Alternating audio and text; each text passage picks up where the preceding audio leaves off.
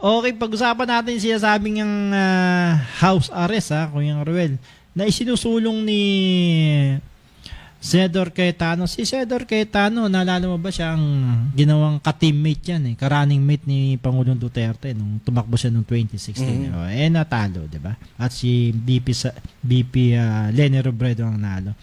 Ang katwiran niya sa kanyang resolution, hilingin daw sa Philippine Embassy dun sa The Hague, sa Netherlands, na iuwi na lang at isa ilalim na lang sa house arrest. Sa tingin ko, pag tinanong mo si dating Pangulong Duterte, dito na lang kung mainit niya sa Pilipinas. Diba? Dito na lang, pakuya-kuya-kuya lang siya. Tsaka dito, alaga ako. Diyan, hindi sino mag-aalaga sa akin. Masyado kayong busy sa politika. Baka hindi ako Diyan ka na lang. Diyan ka na lang. Eto, yun nga, sa tingin ko, baka outnumber siya rito sa resolution na to. Resolution hindi ito batas. Ang resolution parang sentiment ng buong institusyon. Kayo iba ho yung resolution sa mga ordinances o bill. Ito is ano lang to, sentimento nila.